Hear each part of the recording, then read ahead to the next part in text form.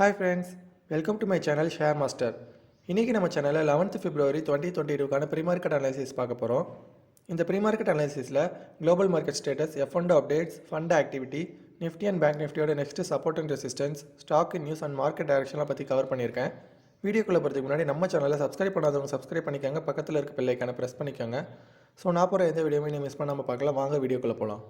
First நம்ம global market status பார்க்கலாம். SGX Nifty பார்த்தீங்கன்னா 163 பாயிண்ட்ஸ் டிக்ரீஸ் ஆகி 17,443 ட்ரேட் ஆகிட்டுருக்கு.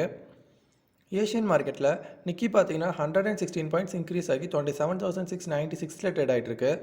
ஷங்காய் பார்த்தீங்கன்னா 13 பாயிண்ட்ஸ் டிக்ரீஸ் ஆகி 3,472 ட்ரேட் ஆகிட்டுருக்கு. ஹச்எஸ்ஐ பார்த்தீங்கன்னா 167 பாயிண்ட்ஸ் டிக்ரீஸ் ஆகி 24,756 ட்ரேட் ஆகிட்டுருக்கு. ஓவராலாக ஏஷியன் மார்க்கெட் பார்க்கும்போது ஸ்லைட்லி நெகட்டிவாக தாங்க இருக்குது. நெக்ஸ்ட் யூரோப்பியன் மார்க்கெட் பார்க்கலாம். யூரோப்பியன் மார்க்கெட்டில் டேக்ஸ் பார்த்தீங்கன்னா 8 பாயிண்ட்ஸ் இன்க்ரீஸ் ஆகி 15,490 க்ளோஸ் ஆயிருக்கு. எஃப்டிஎஸ்சி பார்த்தீங்கன்னா 28 பாயிண்ட்ஸ் இன்க்ரீஸ் ஆகி 7,672 க்ளோஸ் ஆயிருக்கு. சிஎஸ்சி பார்த்தீங்கன்னா 29 பாயிண்ட்ஸ் டிக்ரீஸ் ஆகி 7,101 க்ளோஸ் ஆயிருக்கு. ஓவராலாக யூரோப்பியன் மார்க்கெட் பார்க்கும்போது ஸ்லைட்லி பாசிட்டிவாக தாங்க இருக்குது. நெக்ஸ்ட்டு அமெரிக்கன் மார்க்கெட்டில் டவ் ஜோன்ஸ் பார்த்தீங்கன்னா 526 பாயிண்ட்ஸ் டிக்ரீஸ் ஆகி 35,241 க்ளோஸ் ஆயிருக்கு. S&P 500 பார்த்தீங்கன்னா 83 பாயிண்ட்ஸ் டிக்ரீஸ் ஆகி 4,504 க்ளோஸ் ஆயிருக்கு. நஸ்டாக் பார்த்தீங்கன்னா 304 பாயிண்ட்ஸ் டிக்ரீஸ் ஆகி 14,185 க்ளோஸ் ஆயிருக்கு. ஓவராலாக அமெரிக்கன் மார்க்கெட் பார்க்கும்போது நெகட்டிவாக தாங்க இருக்குது.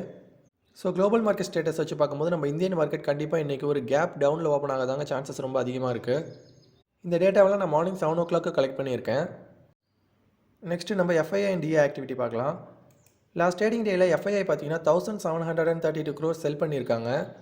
டிஏஐ 2,727 crore பை பண்ணியிருக்காங்க. ஸோ டோட்டலாக பார்க்கும்போது 994 crore பை பண்ணியிருக்காங்க. டிஏஐ லாஸ்ட் 2 days நல்லா பை பண்ணுறதுனால தாங்க எஃப்ஐஐ செல் பண்ணாலும் மார்க்கெட் ஒரு சப்போர்ட்லேயே இருக்குது. நெக்ஸ்ட் F&O பேண்ட் பார்க்கலாம். கரண்ட்டாக sail, Punjab national bank, bell இந்த 3 ஸ்டாக்கும் F&O பேண்டில் இருக்குது. பாசிபிள் எக்ஸிட்ஸ் எதுவும் இல்லை. Tata power, Escorts, national aluminium, Indiabulls housing finance, bank of Baroda இந்த ஸ்டாக்ஸ் எல்லாம் F&O பேண்டில் வர்றதுக்கான சான்சஸ் ரொம்ப அதிகமாக இருக்குது. நெக்ஸ்ட் ஸ்டாக் நியூஸ் பார்க்கலாம். மஹிந்திரா அண்ட் மஹிந்திராவோட Q3 ப்ராஃபிட் ஆஃப்டர் டேக்ஸ் பார்த்தீங்கன்னா 2 times இன்க்ரீஸ் ஆகி 1,353 crores அனௌன்ஸ் பண்ணியிருக்காங்க. இது மஹிந்திரா அண்ட் மஹிந்திராவுக்கு ரொம்பவே ஒரு நல்ல பாசிட்டிவான நியூஸ். வேர்ல்பூலோட Q3 கன்சாலிடேட்டட் நெட் ப்ராஃபிட் பார்த்தீங்கன்னா 38% இன்க்ரீஸ் ஆகி 44 crores அனௌன்ஸ் பண்ணியிருக்காங்க. இன்றைக்கி வேர்ல்பூலோட ஷேர் ப்ரைஸ் நல்லாவே டிக்ரீஸ் ஆகும்னு நினைக்கிறேன். ஹிண்டல்கோவோட Q3 consolidated profit after tax பார்த்தீங்கன்னா டபுளாக 3,675 crores அனௌன்ஸ் பண்ணியிருக்காங்க. ஹிண்டல்கோட ஷேர் ப்ரைஸ் இன்றைக்கி நல்லாவே பம்ப் ஆகிறதுக்கான சான்சஸ் அதிகமாக இருக்குது.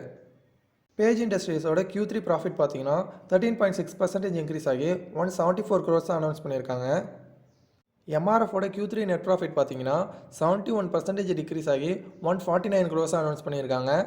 ரெவன்யூ பார்த்தீங்கன்னா 6% இன்க்ரீஸ் ஆகி 4,920 crores இருக்குது. ஸ்ட்ரைட்ஸ் ஃபார்மா பார்த்தீங்கன்னா லாஸ் 122 crores அனௌன்ஸ் பண்ணியிருக்காங்க.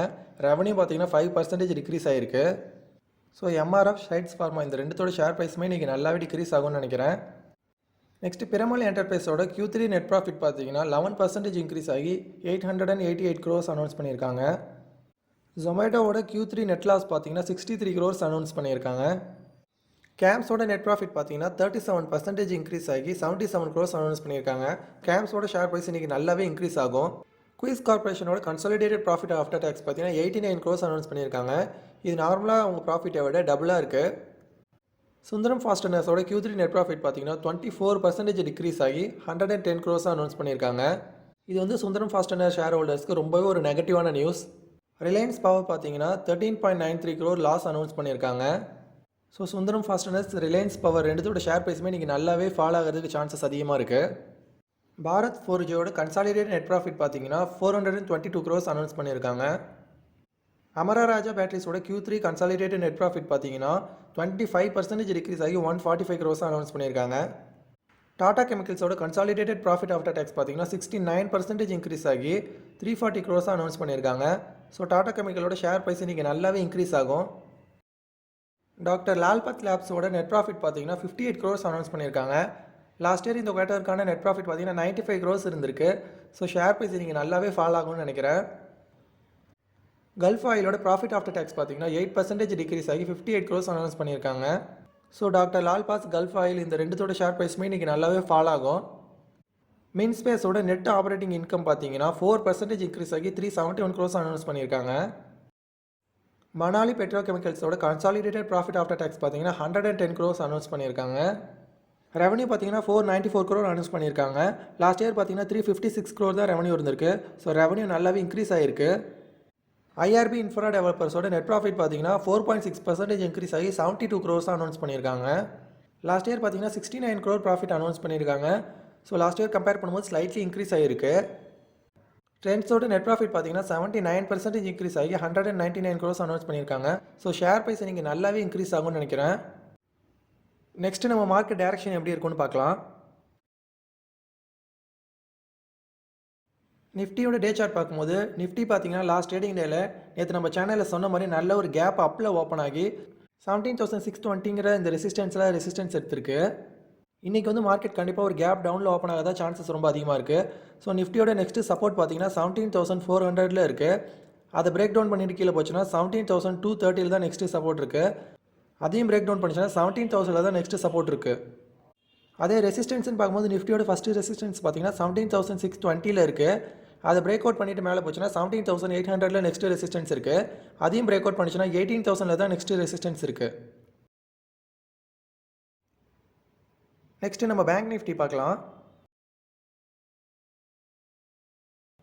பேங்க் நிஃப்டியோட டே சார்ட் பார்க்கும்போது பேங்க் நிஃப்டியும் சேம் நிஃப்டி மாதிரியே நேற்று நல்ல ஒரு கேப் அப்பில் ஓப்பன் ஆகி 38,790ங்கிற இந்த ரெசிஸ்டன்ஸ் பிரேக் அவுட் பண்ணிவிட்டு 39,000 க்ளோஸ் ஆகிருக்கு. பேங்க் நிஃப்டியோட நெக்ஸ்ட் ரெசிஸ்டன்ஸ் பார்த்தீங்கன்னா 39,350 இருக்குது. அது பிரேக் அவுட் பண்ணிச்சுன்னா 40,140 தான் நெக்ஸ்ட் ரெசிஸ்டன்ஸ் இருக்குது. அதே சப்போர்ட்னு பார்த்தோன்னா பேங்க் நிஃப்டியோட ஃபஸ்ட்டு சப்போர்ட் 38,800 இருக்குது. அதை பிரேக் டவுன் பண்ணிட்டு கீழே போச்சுன்னா 38,400 நெக்ஸ்ட்டு சப்போர்ட் இருக்குது. அதையும் பிரேக் டவுன் பண்ணிச்சுன்னா அதுக்கு கீழே 38,000 இந்த ட்ரெண்ட் லைன் சப்போர்ட் இருக்குது.